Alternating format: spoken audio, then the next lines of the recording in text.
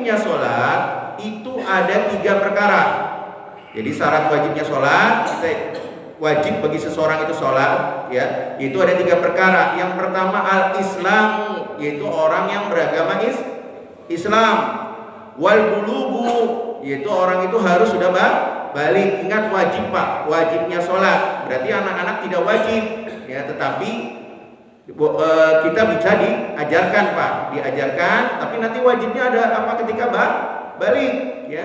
Ketika wanita mengalami menstruasi maka dikatakan dia sudah balik. Dari bagi laki-laki dia sudah bermimpi, ya, dan bermimpi, dan waktu laki-laki lebih lama daripada waktu perempuan baliknya, ya.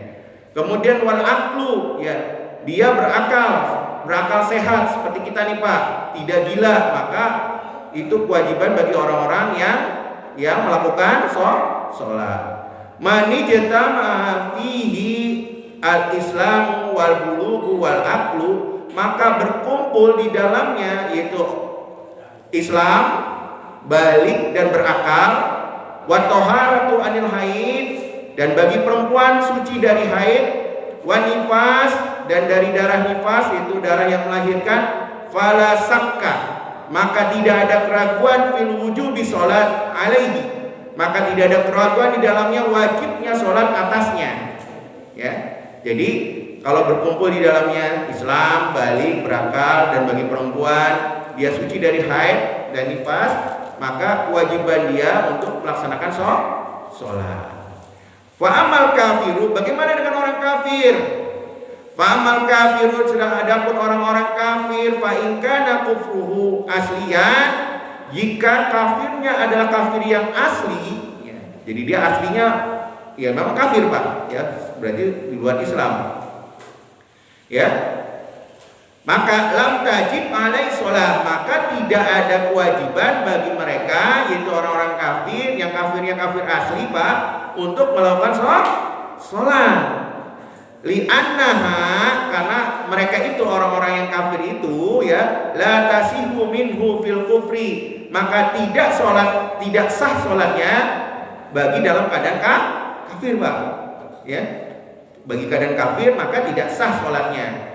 Wala yajibu alaihi qada'uha idza aslama, dan tidak ada kewajiban untuk mengqadha, ya, bagi orang-orang kafir idza aslama bila hilafin, jika mereka masuk Islam dan itu tidak ada perbedaan pendapat di kalangan ulama. Enaknya itu Pak, ya. Jadi bagi orang-orang kafir tidak ada kewajiban mereka untuk qadha sholat Pak, ya. Misalnya dari balik dia kafir Pak, kemudian sampai umur 30 tahun dia baru masuk Islam, maka dari balik sampai 30 tahun itu tidak ada kewajiban Pak untuk qadha sholat, ya. Ini tidak ada hilaf Pak, tidak ada perbedaan pendapat di kalangan ulama. Kenapa? Tahfifan, sebagai keringanan bagi mereka, ya.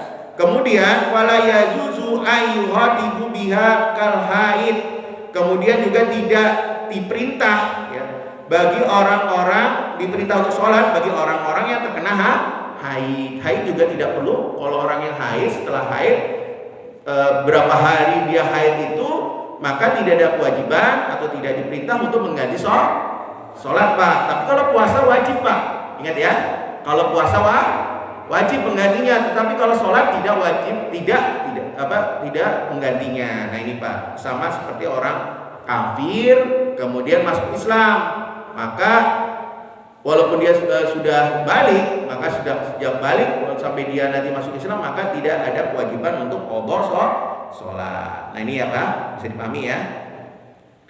Wa hadza dhahirun nasir syafi'iyyu, dan ini adalah nas yang jelas dari pendapat imam kita, Imam Syafi'i. Ini jelas Pak, ya.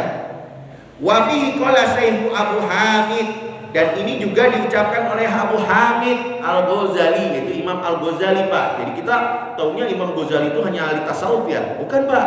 Imam Ghazali juga ada ahli fikih, ada kitabnya, kitab fikih beliau. Tapi orang-orang hanya mengerti ilmu tasawufnya, ya. Padahal ilmu fikihnya juga luar biasa Pak. Dia ahli fikih, ya, ahli fikih. Banyak pendapat-pendapat beliau, ya, tentang fikih Pak, ya. Ya, cuma kita tahunya kita Ihya Ulumuddin aja kan, kitab tasawuf, nggak apa-apa Pak. Tapi waktu-waktu nanti kita pelajari bersama. Nah, juga pendapat ini diikuti oleh pendapatnya Imam Abu Hamid, yaitu nama lain dari Al-Ghazali. Wa taratu fi jamil furu'ish syariah. Nah, ini juga pendapat Imam Al-Ghazali mengatakan dia mengendari dalam seluruh kaitan dengan furu' cabang-cabang syariat. Ya. Jadi juga tidak kena nih Pak bagi orang-orang yang yang masuk Islam, ya, yang masuk Islam dari orang-orang kafir.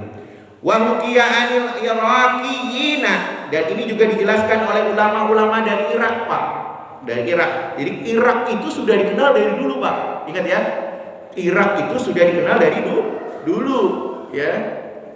Jadi ini Pak tahun 700 Masehi ke 700 Hijriah Pak, berarti tahun 15 Masehi itu sudah ada Irak Pak, ya. Jadi ulama orang Irak juga berpendapat yang sama.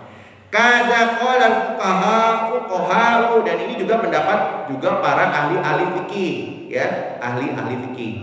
Nah, lakin sahihul fir raudhah wa ghairiha, ya.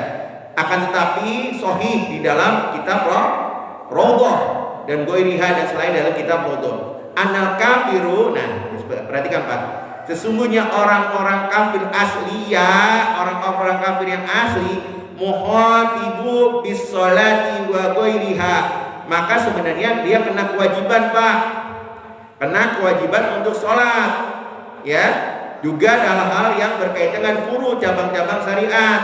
Nah ini Pak, sebenarnya aslinya mereka itu terkena Pak. Kenapa? Karena agama Islam kita itu adalah penerus agama sebelumnya, ya. Jadi Yahudi Nasrani itu ditutup dengan syariatnya Nabi Muhammad, maka kewajiban mereka juga sebenarnya harus sholat. Ini pendapat yang lain ya Pak. Ingat, ini pendapat yang lain. Kita pelajari aja.